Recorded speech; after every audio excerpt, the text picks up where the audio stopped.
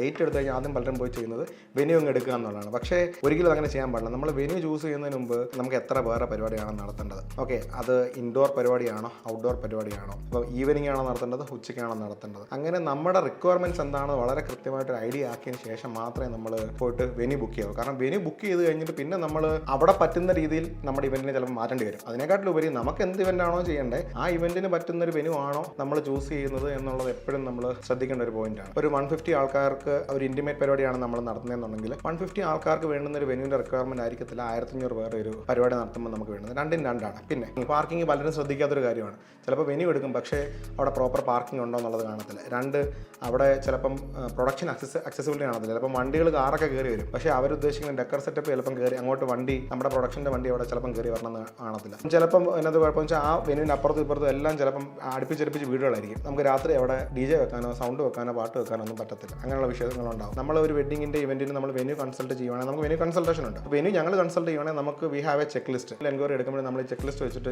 Check ചെയ്യും, like ഈ പറഞ്ഞ കണ്ടീഷൻസ് എല്ലാം മീറ്റ് ആവുന്നുണ്ടോ. ഇത് മീറ്റ് ആവുന്നുണ്ടെങ്കിൽ മാത്രമേ നമ്മളത് ക്ലയൻറ്റിന് റെക്കമെൻഡ് ചെയ്യത്തുള്ളൂ.